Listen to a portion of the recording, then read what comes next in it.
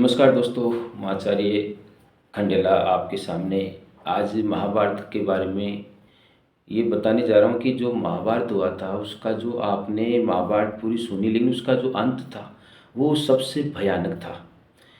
उसका जब अंत हुआ, जब महाभारत समाप्त होने को थी, तो उस समय उसमें कम से कम 45 लाख जो सैनिक थे, उनमें ज़्यादा जवान और बूढ़े व्यक्ति थे, वो मारे गए।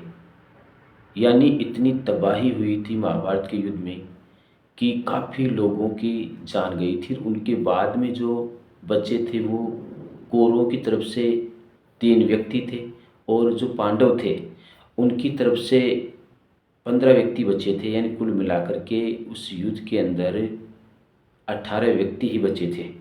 बाकी सब को मृत्यु को प्राप्त हो गए सभी। अब उनमें जो बचे थे उनमें कौरव थे, कौरव तो सभी नष्ट हो गए थे, उनमें जो कोई 3 व्यक्ति थे वही बचे।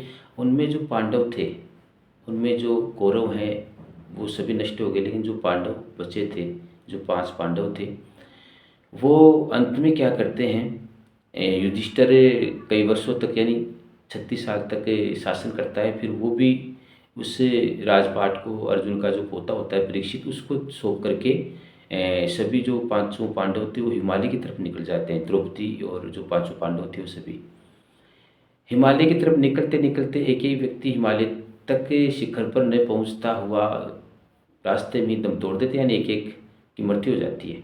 वहाँ सिर्फ हिमालय पर सिर्फ एक व्यक्ति पहुंचता है, वो होता है युधिष्ठिर, एक कुत्ते के साथ। बाकी उसके जो भाई थे वो सभी की मृत्यु हो जाती है। इसी प्रकार कृष्ण था, वो कृष्ण जब ये युद्ध समाप्त होता है तो वो अपने यथास्थान जाता है। तो वहाँ वो क्या देखता है कि जो यादव वंश था, यदुवंशी थे, वो आपस में लड़ करके सभी मौत को प्राप्त हो गए थे।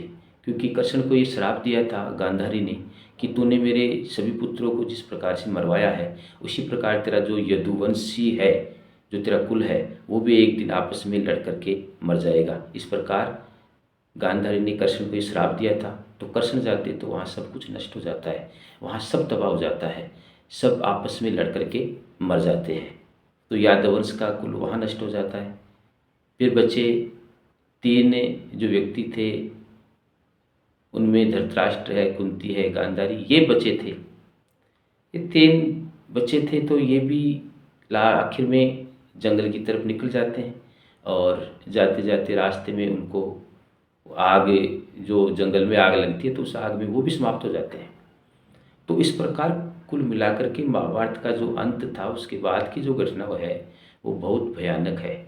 सभी व्यक्ति एक एक करके, कोई हिमालय की तरफ मृत्यु को प्राप्त कर रहा है, कोई किसी का यादव कुलवंश आपस में लड़ करके मर रहा है, कोई जंगल में जा कर के आग से जल रहे हैं।